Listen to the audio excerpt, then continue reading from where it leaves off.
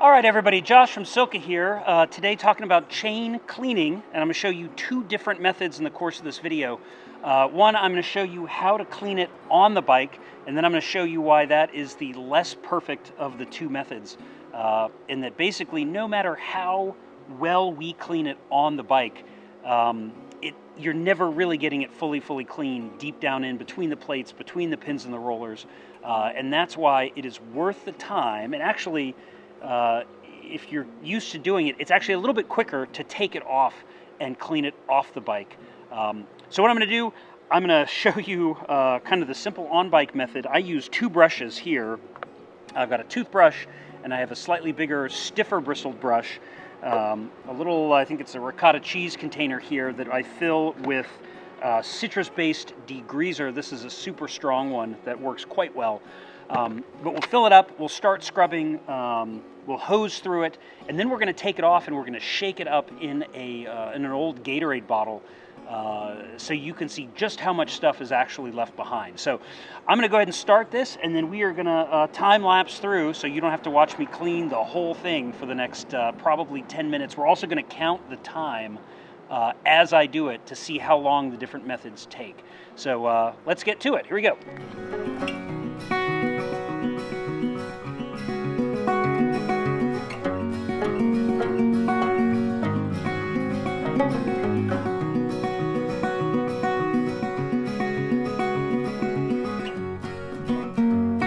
All right, there you have it. So that was about 7 minutes, a little over 7 minutes of scrubbing, two different brushes, a straight, pure, high-strength degreaser. You can see we got a little bit of a mess everywhere, and I violated some of the key rules. I don't actually have a dummy hub here at my house, and so I did it, all this degreasing on the bike with the wheel in place. That is not good for the hub bearings or the cassette bearings down in here. So not recommended, but it's what I got. We'll blame quarantine and COVID-19 for that, but that is not the best method to do it. You want to use a dummy hub if you're doing it on the bike. That's how the pros do it. But I scrubbed and scrubbed. I did an entire revolution of the chain with the toothbrush, which is super effective, as well as the different bristles on this brush. There are other types of brushes that might have been more effective. The chain really looks pretty darn good. I think most people would look at this and call it clean 8 minutes later, okay? So what we're gonna do, we're gonna kind of get it wiped down with a cloth, see how it looks then, and then we are gonna pop it off and we are gonna drop it in solvent and use the other method and see what the difference is. And I think you'll be able to see just how much better the other method actually is, and I bet you right now that it's going to save us some time in the long run. All right, so I've dried everything off, and we'll give you a close-up here in a second, but it looks really clean. I've even got my paper towel here. Let me just give a couple of revolutions. You see just a little bit left. It's about as clean as I'm going to get it. 7 minutes scrubbing, more drying. I've probably been through a couple of paper towels. It's good, but it's not perfect. So let's take a look at it. You're still going to get that probably if you did it almost forever using this method. And yeah, and then we're going to have some fun.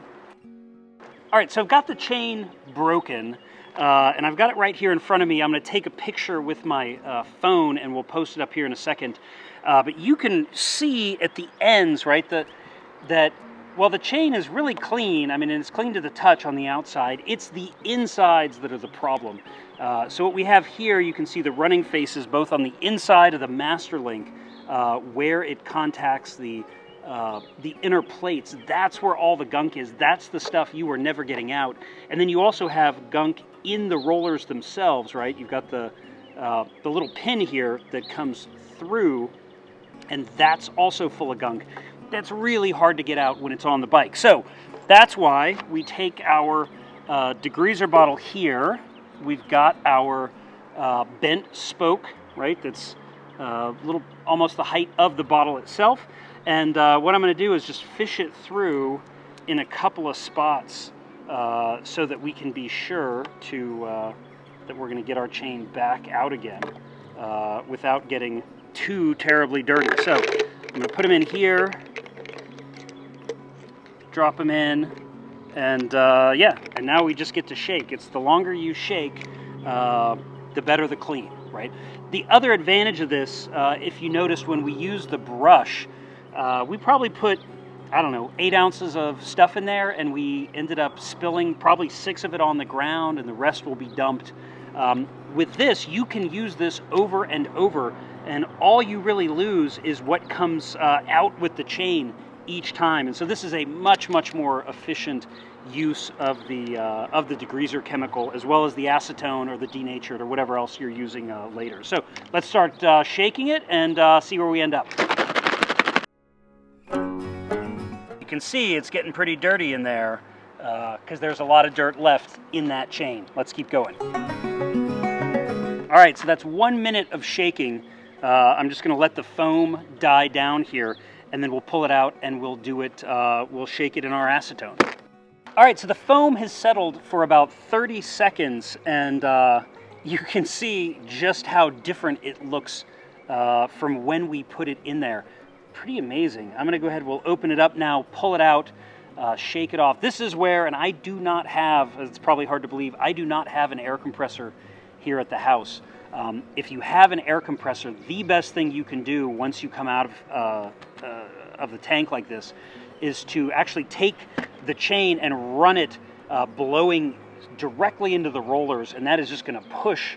The air is actually going to push, but it's also going to kind of suck the solvent out the backside. That high velocity air really just pulls things through. It's super impressive. You just got to do it in a direction that you don't mind getting a little bit dirty.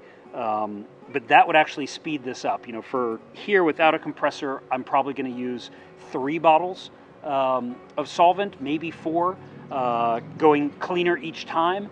If I had an air compressor, you could probably realistically get away with it in 2. But you can see our 7 minutes of scrubbing chain was actually pretty full of a lot of dirt still. So let's get them pulled out, and then let's go at it again.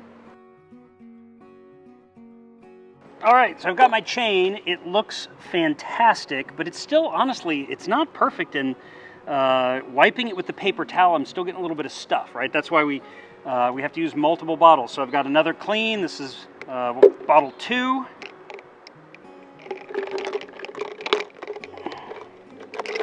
You know, there's a lot of talk out there about ultrasonic cleaners. And I love ultrasonic cleaners. They are amazing. If you've got one, it's an awesome investment, and something you should use. You know, we tested this probably about 5 years ago with some of the teams, some of the pro teams we were working with, and what we found was 4 bottles of solvent got you about 95% as clean as an ultrasonic cleaner.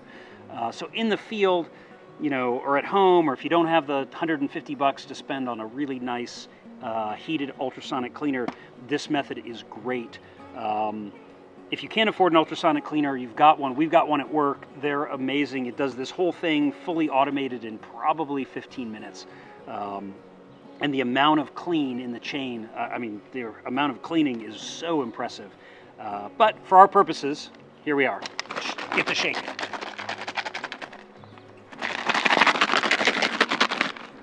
All right, 30 seconds of shaking, bottle number 2, we are done. You can see it is again quite dirty. We're gonna come out of here and go into the acetone. It won't be perfectly clean, but gosh, it's gonna be darn close coming out of this. One question we get, what about soaking? And the thing you've gotta be careful of with any degreaser, particularly a lot of like the water-based degreasers, Simple Green, a lot of the citrus products, they can promote something called hydrogen embrittlement within the metal itself that can lead to chain failure. So there have been some great studies on this. There's a ton of data out there. You can Google it. Maybe I'll find one. I'll put a link below. But you know, soaking a chain for even 24 hours in something like Simple Green can lead to these little micro cracks due to this embrittlement problem, leading to chain failure. Don't do it. I'd say the longest, honestly, to leave it in a water-based solvent like this is probably somewhere on the order of 15 minutes, 10 minutes, you know, maybe let it sit here, but then definitely get it out, get it dried off.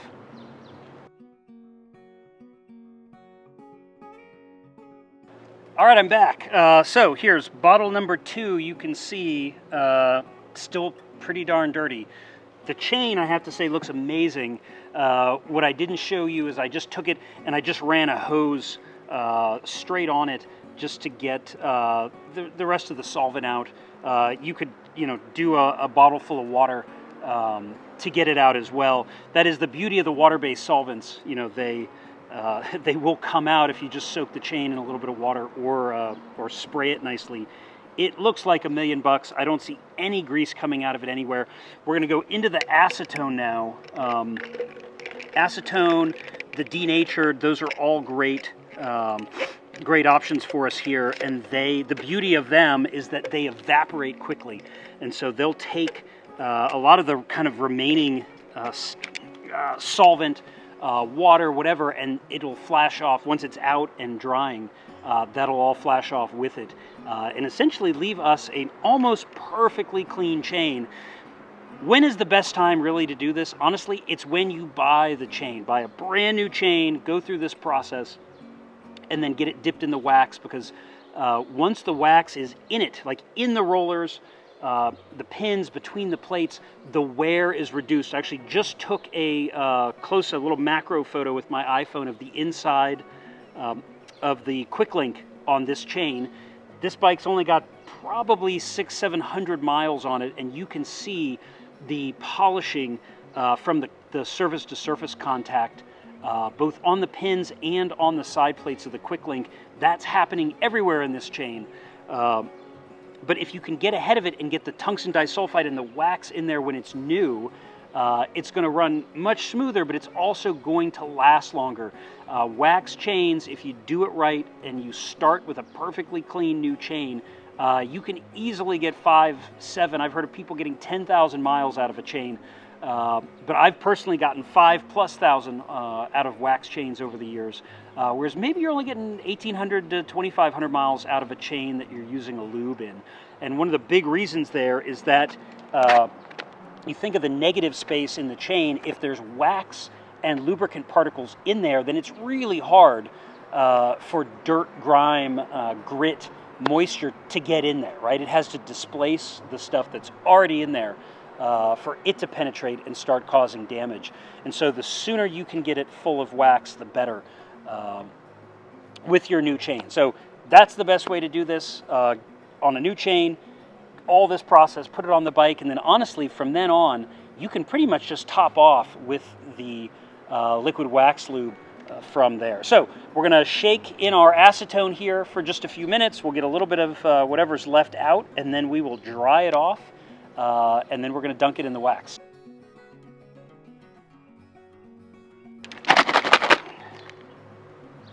All right, there you have it. 30 seconds of shaking, and it's pretty impressive. There's a little bit of gunk and dirt in there, but it's super clean. It looks a whole lot better than that last bit of lube did. And honestly, I think a lot of that came out when I hit it with the hose to try to blow some of that dirty degreaser out of there. So from this point, we are going to pull it. We've got to let it dry completely in the sun. People hair dryer, you can do whatever. That's going to take a few minutes, and then we're going to come back and we're going to dip it in the wax. All right, I've got my clean, dry chain here, and let me just shake it in front of the microphone a little bit. You can hear how empty the chain is. I mean, there is nothing inside all those empty spaces in the chain. And so now we are going to take advantage of that, and we are going to dunk it in our little shake and bake bottle of the Secret Chain Lube. So let's go ahead and do that, get it submerged. We can shake it up. The beauty of the chain lube, the chain can sit and soak in here as long as you want. I've used this method for a while, especially with track chains, where a lot of times you just put one in and just leave it in there until you need to use it, and then go ahead and pull it out. You can also pull it out and just let it hang to dry, and then it's ready when you need to use it from there as well. So yeah, let's get it hooked up on our little bent spoke, and go ahead and drop it in the lube.